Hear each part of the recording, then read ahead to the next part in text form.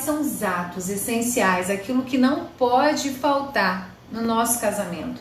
Aquelas situações, aqueles atos que a gente precisa ter. E que quando não tem, você vai também se desconectar do seu marido, vocês vão ficar cada vez mais distantes e o relacionamento tende a ir acabar. Então são necessidades básicas, são atos básicos do casamento. Quais são esses atos, Silvana? Atos que não podem faltar, são necessidades básicas de todo ser humano. E se é uma necessidade básica do ser humano, se todas as pessoas precisam desses atos, agora imagine você se isso pode faltar dentro do casamento, dentro do relacionamento. Não tem como. É básico. Se toda pessoa precisa disso, a gente precisa também colocar isso dentro do relacionamento. O primeiro ato que é importante aí, que é uma necessidade básica do ser humano, é ser ouvido na essência.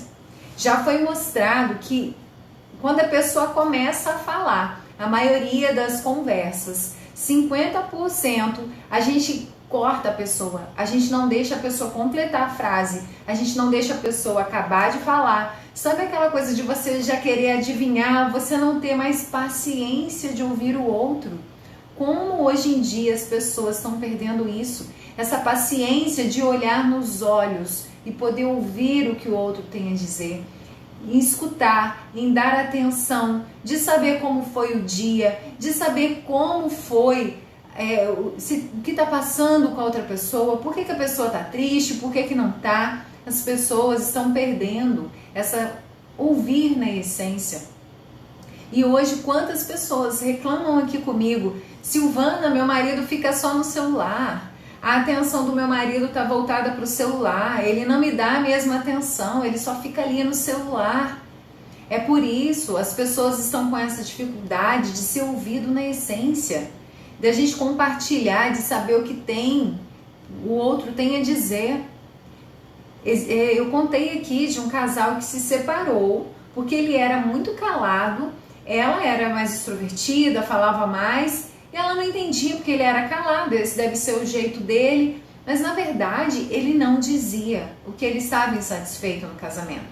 Até que um dia, depois de muitos anos de casado, ele se envolveu com uma mulher que tinha formação em psicologia. Aí você vai dizer, então eu preciso ser psicóloga, Silvana, para entender isso? Claro que não.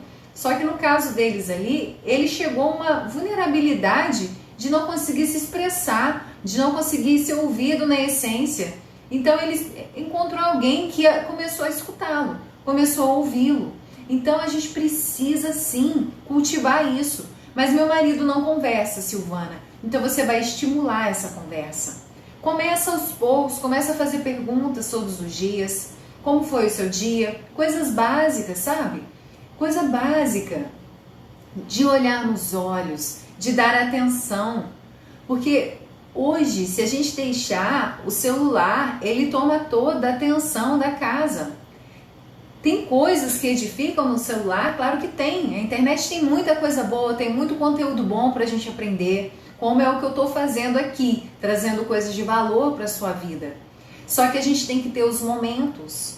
Tem momentos dentro de casa que a gente tem que tirar esses eletrônicos. O momento da refeição é um momento onde a família tem que estar ali unida, cultivar esse momento à mesa. Vocês sabiam que foi feita uma pesquisa com presidiários, né, homens que estavam presos, e foi provado que a maioria deles nunca tinham a presença do pai sentado à mesa. E isso gera ali, psicologicamente, no inconsciente, ali, aquela falta daquela presença masculina. Então a gente precisa dar mais importância aos momentos dentro de casa, aos momentos da rotina mesmo, porque a gente deixa passar. E aí quando você percebe, aí você fala para mim assim: Silvana, meu marido dá mais atenção para o celular do que para mim. Mas será que como foi que ele começou isso? Como começa um vício? Porque o celular também pode ser um vício. Como começa qualquer tipo de vício? Será que um dia ele pegou o celular e ficou ali o dia inteiro no celular e de repente nunca mais te deu atenção? Não. Com certeza um dia ele começou trocando mensagem, um dia ele começou olhando alguma coisa, e agora ele acostumou, ele se habituou a ficar ali no celular. Então é hora de resgatar esses momentos, é hora de mostrar que você quer ouvi-lo na essência, porque você também tem essa necessidade de ser ouvida na essência. Você também precisa que ele sente, olhe nos seus olhos e te dê atenção. Isso é ser ouvido na essência, isso é ter tempo de qualidade com o outro. Porque, por exemplo, se você me dissesse assim, Silvana, vou assistir um filme com meu marido, é uma delícia, é um momento gostoso poder sentar, assistir um filme, é preciso também desse momento. Só que quando você está assistindo um filme, uma televisão, onde está a sua atenção? Onde está a sua atenção? Para onde você está voltada? Para a televisão e não para o outro. Então é preciso cultivar esses momentos onde vocês possam ouvir um ao outro na essência, aprender a escutar, a não interromper quando o outro está falando, porque nós mulheres então com a ansiedade de querer falar, porque a gente fala mesmo e às vezes a pessoa começa a falar, você já interrompe, você já coloca outro assunto e você quer falar de outra coisa e você não deixa ele falar e muitas das vezes você não percebe isso, que você está interrompendo. Então comece a observar, será que eu fico interrompendo quando ele vai falar, quando ele vai contar alguma coisa? Talvez eu não ache aquilo tão interessante, então antes que ele termine eu já vou interromper porque eu quero falar de outra coisa. Então é importante ser ouvido na essência. Você ouvir o outro na essência e também ser ouvida. É importante o seu marido entender que você tem essa necessidade de falar. E quando vocês estão ali tendo esse diálogo, cultivando esse momento de olhar nos olhos, de ouvir na essência, quando você faz isso, vocês estão aí, é tanta coisa por trás disso, porque você também está aí cultivando a conexão, os micro momentos de conexão entre vocês. E você sabe o que é o amor? Às vezes a gente fica assim, eu queria me sentir amada o tempo todo, meu marido não me faz amada, mas o amor, eles são esses micro momentos, aquele momento em que vocês olharam nos olhos de forma carinhosa, aquele momento em que o outro fez alguma coisa para você. Esses micro momentos de conexão, esses momentos positivos, é isso que faz você se sentir amada. Existem outras formas, a linguagem do amor, as formas de a gente se sentir amada, mas como que você vai receber essas formas de se sentir amada, seja lá qual for a sua linguagem? Nesses micro momentos. São esses micro momentos de conexão. Por isso a gente precisa cultivar esses momentos. E o primeiro ato aqui, importante, que todos nós precisamos, é ser ouvido na essência. E as pessoas estão perdendo isso. Porque até mesmo com esse costume agora de mandar mensagem, enviar mensagem, as pessoas não sentam mais para conversar.